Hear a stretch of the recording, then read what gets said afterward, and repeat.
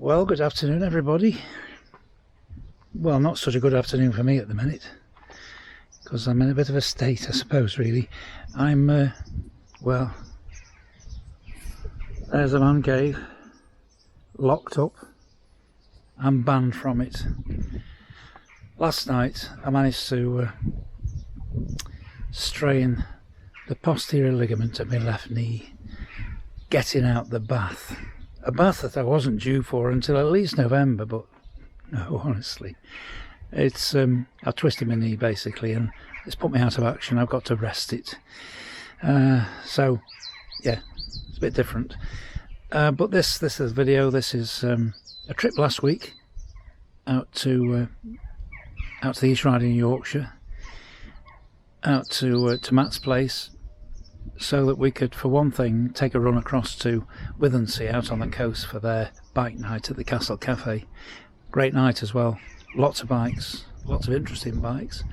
But then on the way back, a little bit of a exploration, shall we say, of that little bit of Holderness that fascinates me. One or two little place names that really play with the imagination, so we've had a look at those on the way back. I hope you find it interesting anyway. I'll be back in action soon hopefully, but we'll see what this one's like anyway.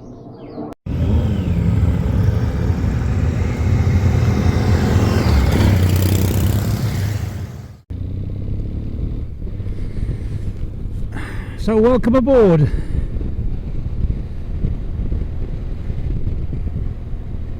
Yes, we are recording.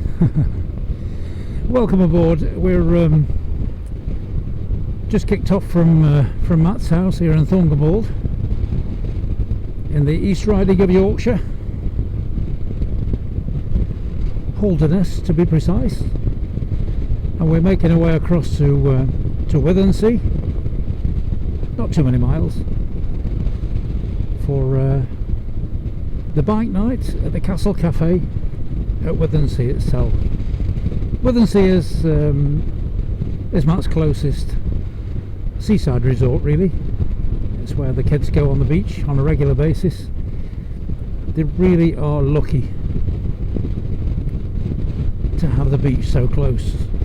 I mean, how many kids would give the right arm to be in spitting distance of the beach like that?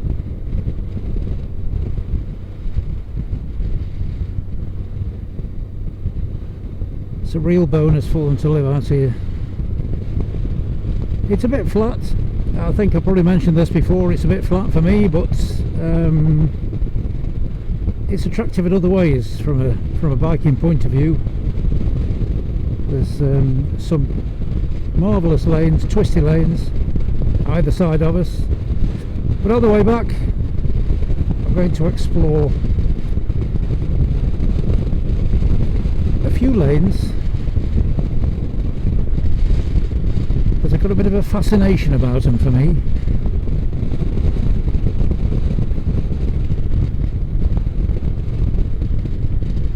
It's all about village names and their origins. Anyway, enough of that. I'll switch off for now and I'll switch back on at Withernsea itself. So see you in a bit.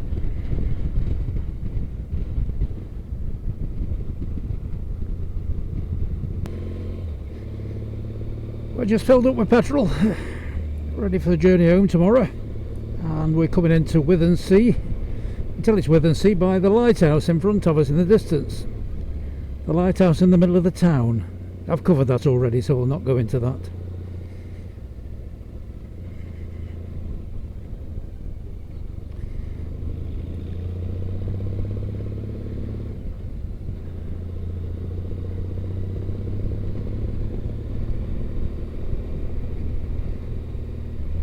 Now I wonder how busy it's going to be at the Castle Cafe, because of course there's one of those perishing football matches on tonight, and I think it's England. I have absolutely no interest whatsoever in football,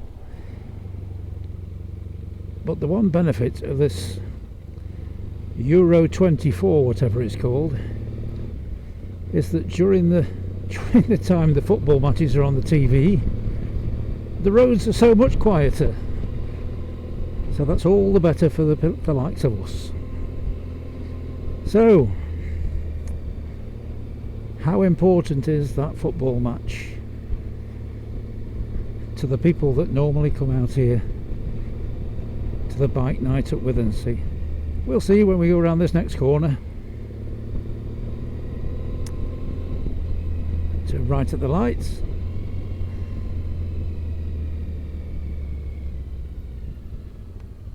Oh, there's a few here, yeah. Of course, the battlements, these two, is a gateway effectively to what used to be the pier. The pier's been gone a long, long time. Show Daisy off to as many as possible.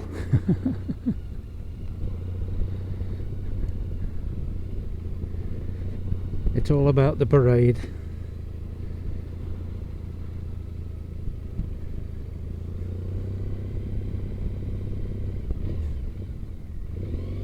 Fish and chips at the cafe, I think, for tea.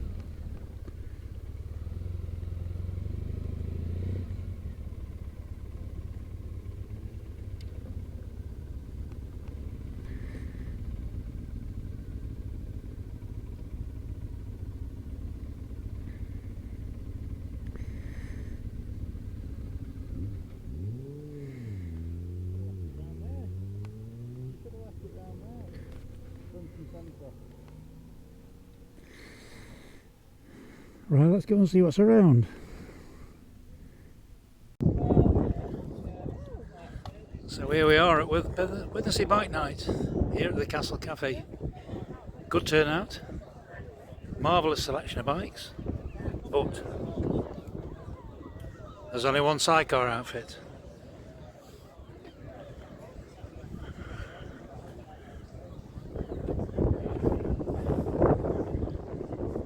Highlander fans will know there can be only one. Honest. And this is where it's all centred on. The Castle Cafe.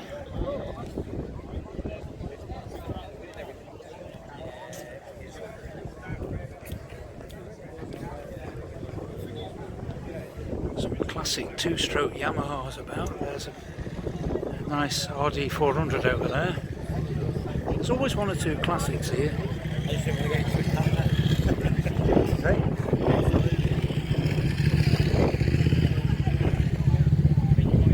Classic proper Trident.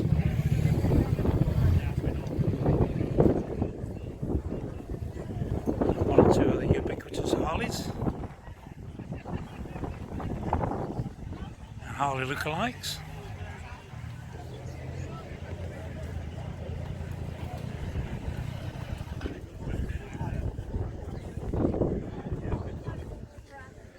One or two I recognise from last time.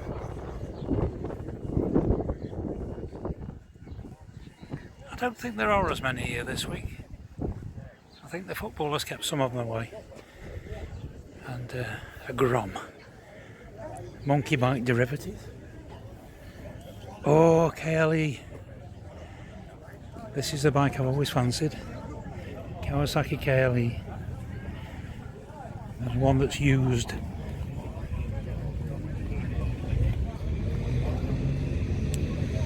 KLE 650, I think. Anyway, or it could be a 500.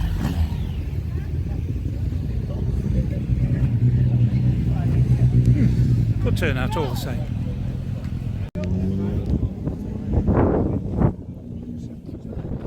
What do we have here? A Panther. That's one bike I'd love to have in the garage. So here we are in Otteringham. Lovely sounding names these. Otteringham, Keyingham, Patrington. Really nice sounding places. This is where we're going to turn off the main road.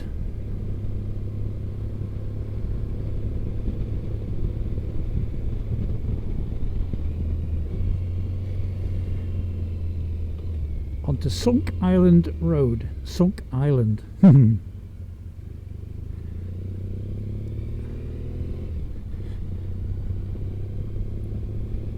That's the name of a place with a story behind it.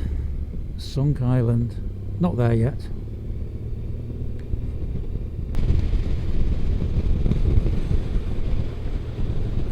You see, you can't help but notice just how incredibly flat it is across here.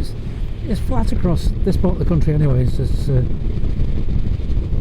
very flat, Holderness. But down here in particular,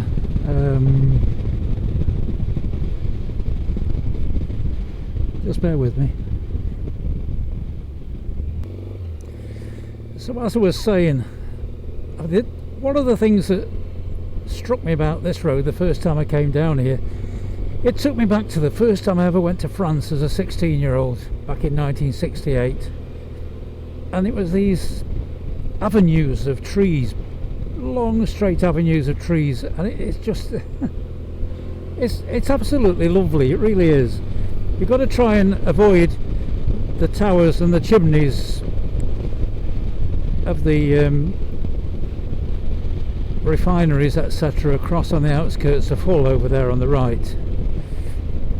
If I didn't point them out to you, you wouldn't be looking at them, would you? But anyway, so yeah, I mean, there's this, and then there's a whole history of this area. This is effectively Sunk Island down here, and back during the reign of Charles I, long time ago, there was indeed just a little muddy island. It's on the edge of the Humber estuary, and this was all underwater, apart from one little area that cleared at low tide, and it was because it was an island effectively. They called it Sunk Island. And then a fellow called Colonel Gilby, back in the day of sort of Charles II, he decided he wanted to create more farming area, and he instigated the poldering. They empoldered it. Polder, P-O-L-D-E-R, is taken from a Dutch word apparently, which means it's creating the dikes to hold back the water, which is what the Dutch are very good at, obviously, and always have been. So he had the whole area empoldered, so that the waters, there you are, the sign for Sunk Island. So yes, Colonel Gilby, who was the Deputy Governor of Hull at the time, Kingston upon Hull I should say,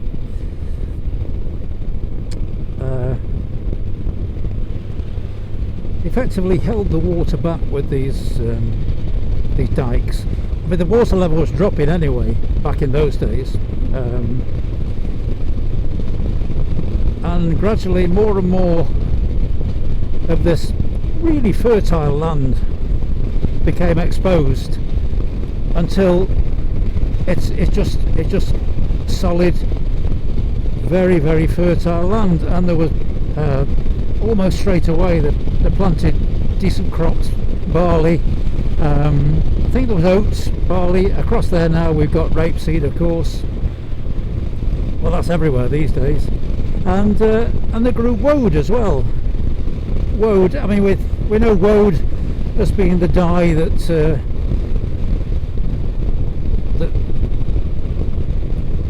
the sort of the fighters of medieval times used to paint their faces with, war paint effectively. But woad, it was a dye, it was a crop that could create either green or blue dye. And these fields are full, absolutely chock full of really rich crops.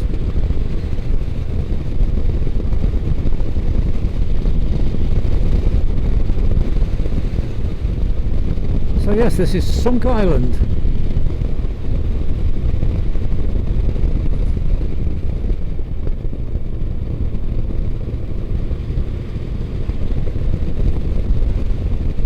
And this, if I've got the name right, this is the Church of All Saints on the left here. And I'm fairly sure directly opposite is the schoolhouse, which is now a B&B, which I fully intend stopping at.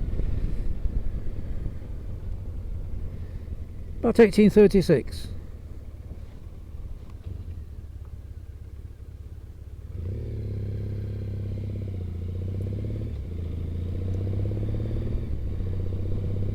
A listed building these days.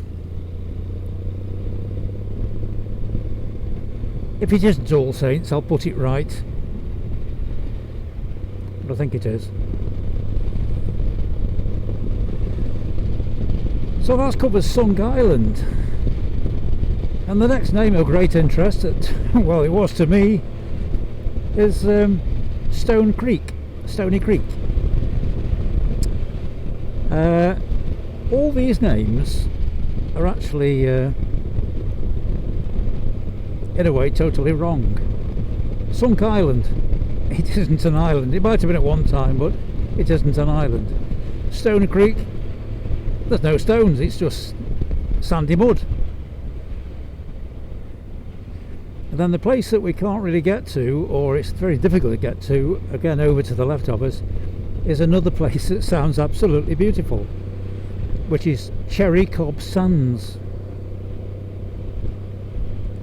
There's no sand to speak of at Cherry Cobb Sands, so it's one of those strange anomalies, isn't it? A collection of anomalies across here.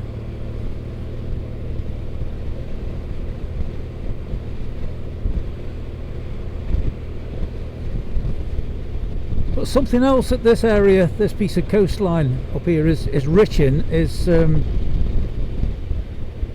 military history. There's, I mean, certainly during the Second World War, there's a lot of air raid defences went in, and there's still quite a bit remaining. And across here at Stony Creek, there's we can't get to it, not legitimately anyway. Is a heavy-duty anti-aircraft battery, or the remains of it anyway, across the fields on our left.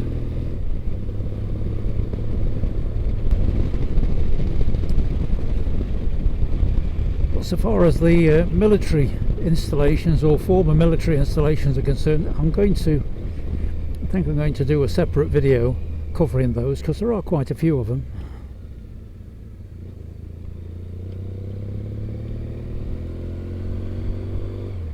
I can see one or two concrete emplacements across their remains, not too far from the road, and that was the heavy-duty anti-aircraft battery.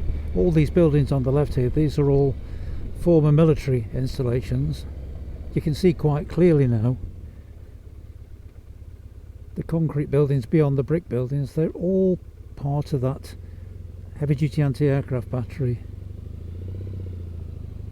This is one of the drains that does what it does what it says on the tin. It drains the land into the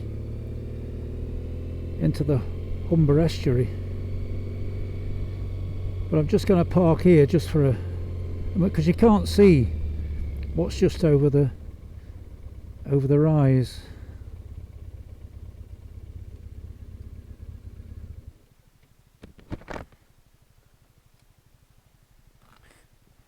This is Stone Creek. This is another of the drains that drains the water, and these valves effectively, these let the water out off the land into the sea, well, it is a sea really, the Humber estuary, but then they won't let the seawater back in again, so it keeps the land dry. And this is Stony Creek. It's just beautiful. It's an amazing place to come bird watching, but it's also a little fishing harbour. You wouldn't think it was here, you really wouldn't. Over there we've got the likes of Immingham and the sort of industrial areas out towards the North Sea, out of sight to the left of us. We've got Spurn Point, Spurn Head, which is a lovely place to walk. But it's just marvellous. It really is. Really, really interesting place. Like I say, Stone Creek. There's no stones, it's all sand and mud. But still just as nice.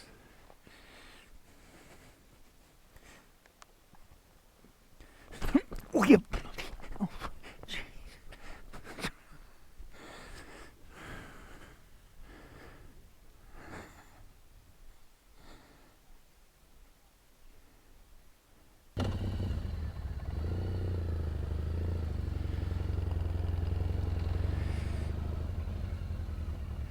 so that's Stony Creek.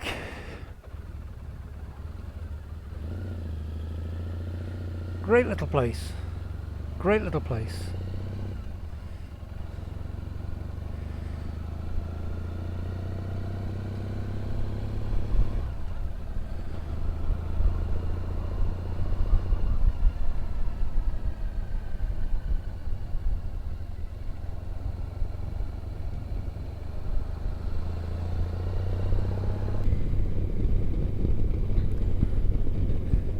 So to think that this area was completely underwater. Well, I suppose we're talking about getting on for 1,000 years ago, really, but which is a while ago now. But it's just such rich farmland these days, and you can see over to the left. You can see like a ridge. And that's all part and parcel of the way that the water was held back. Apparently it wouldn't be necessary now because the water levels have dropped, sea levels have dropped so far over the years.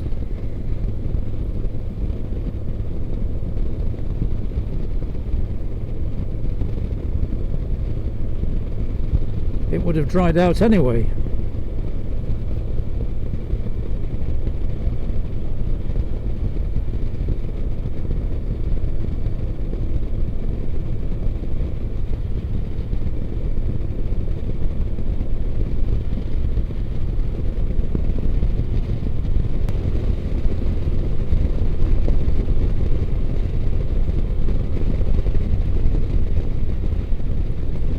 Oh, flipping heck, the road's closed. Look at the barrier. What are we going to do? We'll follow the road round to the right, shall we?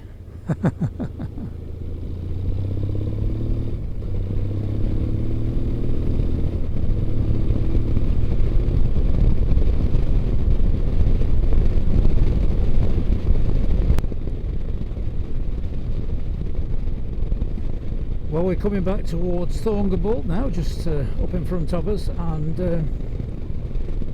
Daisy's had a good run out tonight.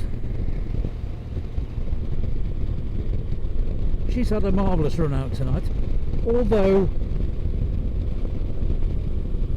again there's no passenger, but it's like I said before, the sidecar outfit is a different sort of fun. It's a great talking point when we go to bike nights and the like.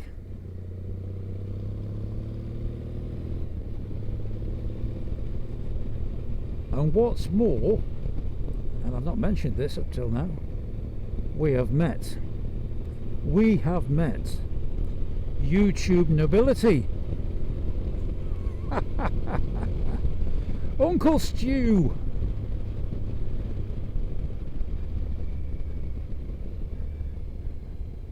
We stood in the chip shop across at Withernsea, and who's in front of us with his good lady? Stuart Fillingham. Nice little chat. Nice little chat.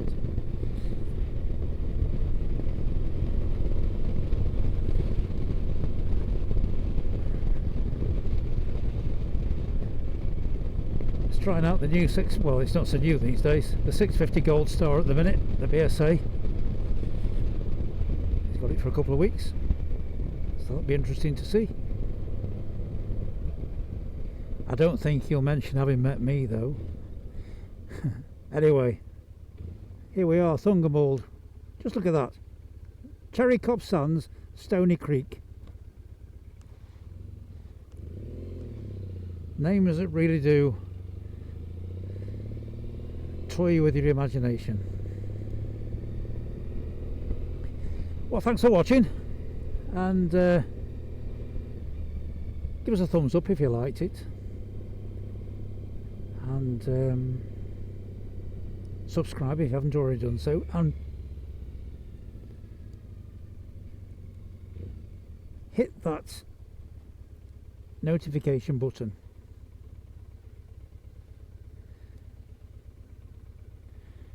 Thanks again, I'll see you in the next one.